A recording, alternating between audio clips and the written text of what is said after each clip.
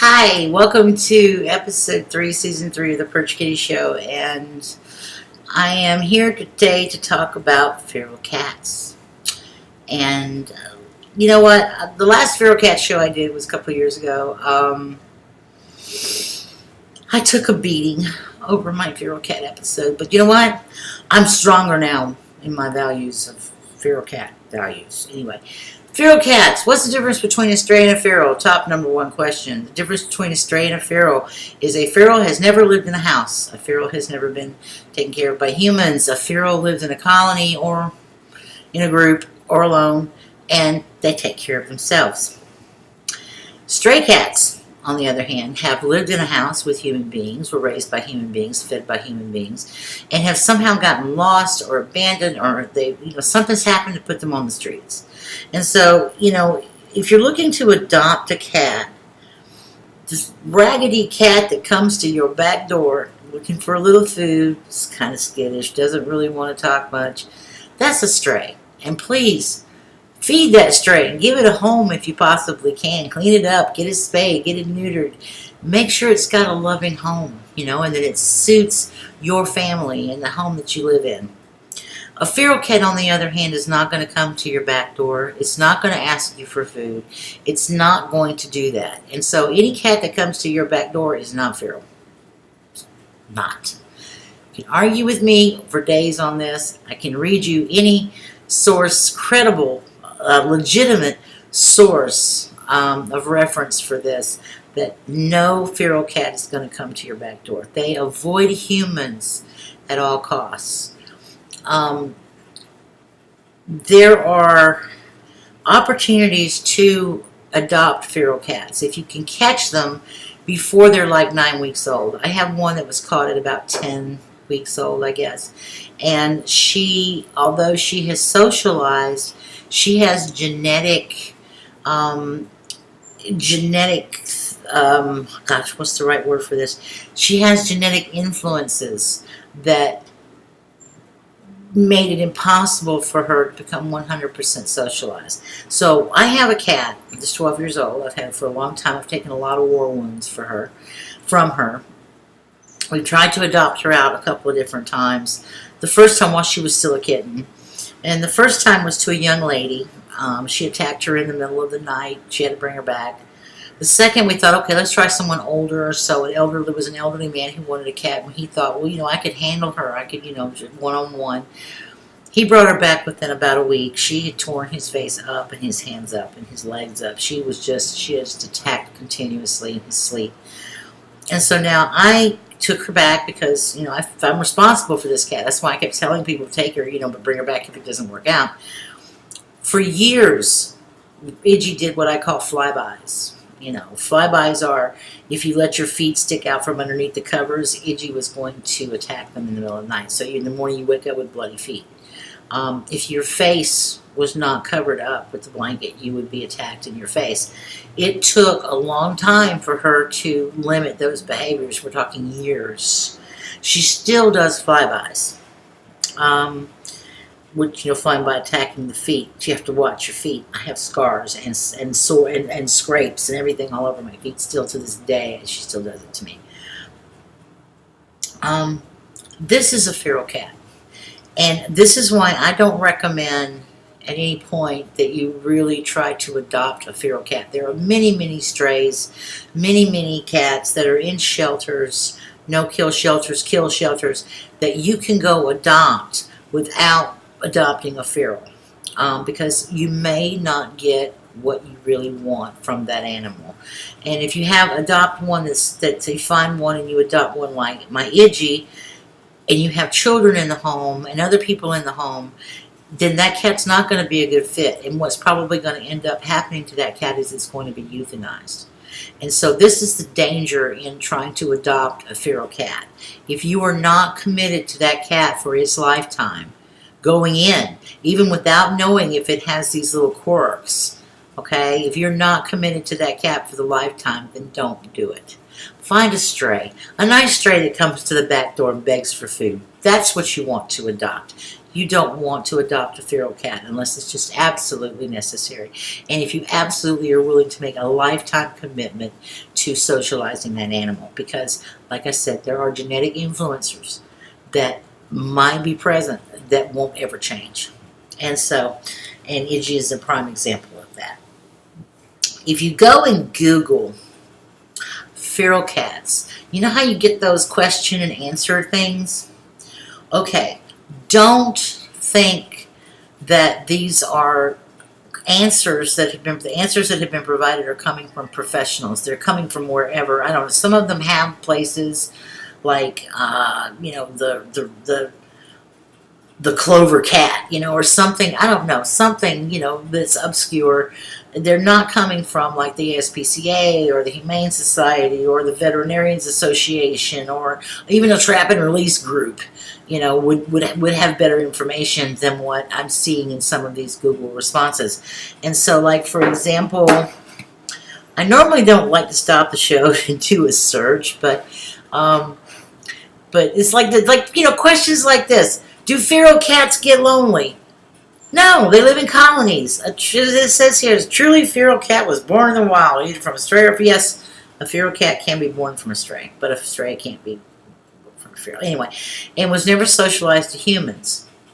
Taming feral kittens may be possible. However, many will never tame, no matter how much time, effort, and love are spent on them. Some behaviors are genetically influenced. Now, that is from Wildlife Animal Control. And stray cats. I think that's where that came from. Or,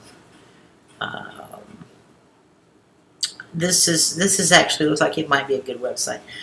And then some of them are just ridiculous answers. Can you keep a feral cat indoors?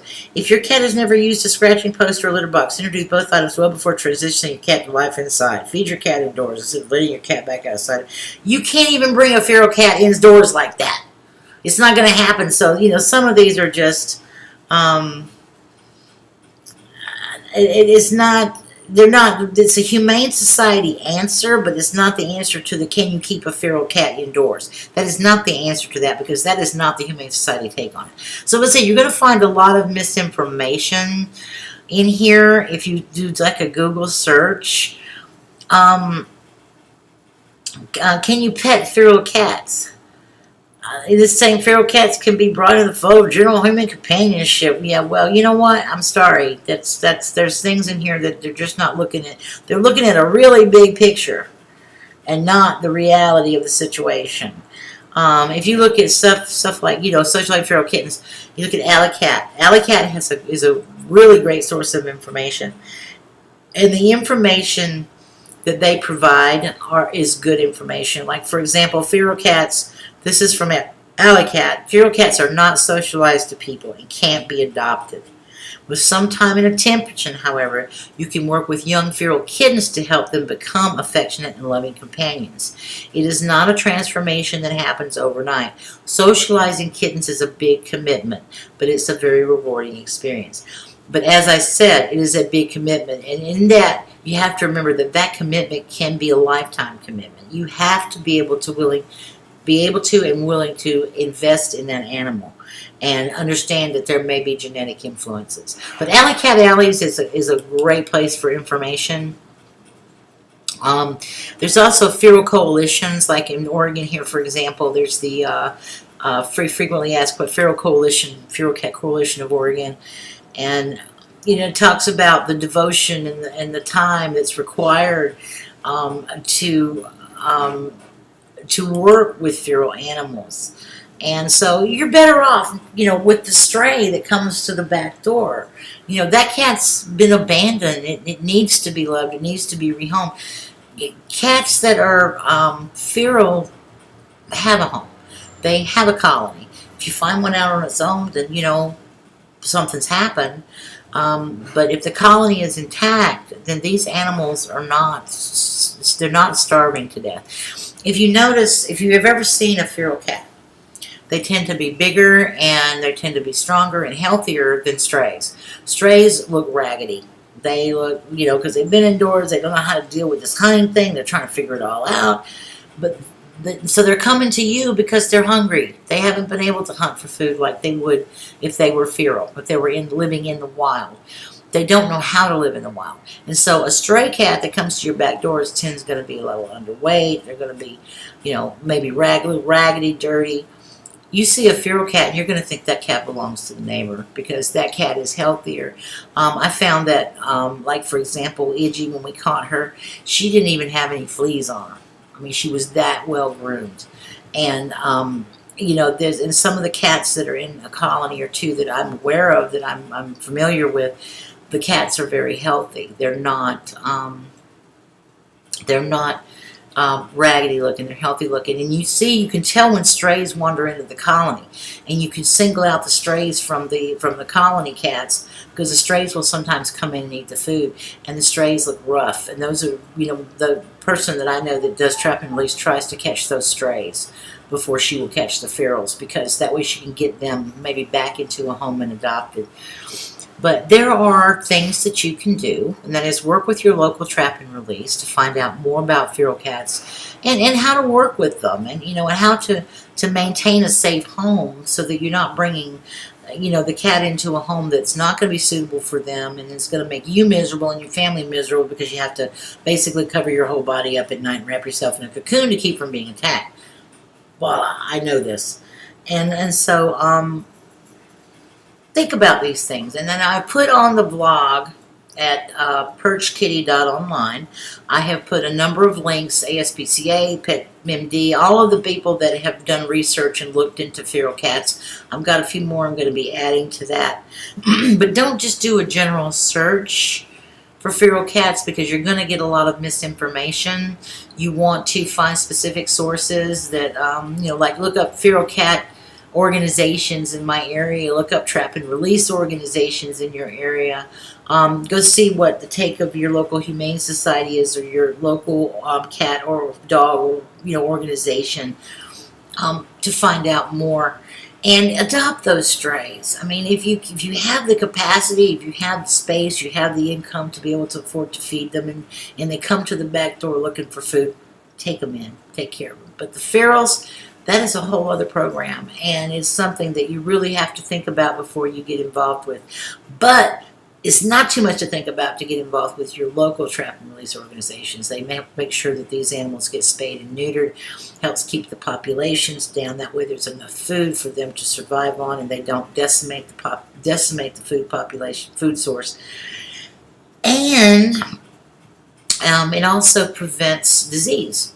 The Veterinary Association of America, or whoever that is, I can't remember. Oh no, it's the Center for Disease Control, states that cats transmitting any diseases to humans is extremely rare. It almost never happens. And so you can check CDC. I'll actually post that link up there too.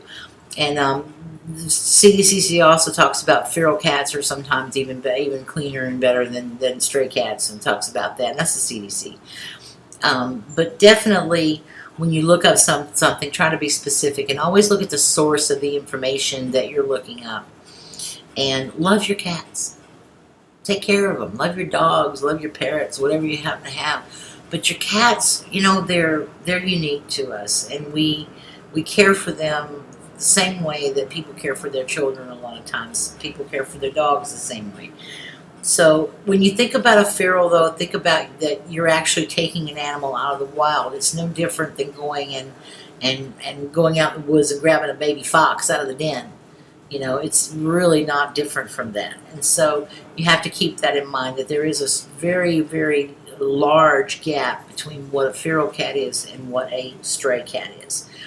If you'd like to make comments on this, or if you know something I should know about that I don't, but the one thing, you want to post comments and tell me I'm wrong, I'm not even listening to this, because number one, I know better, and number two, you should too.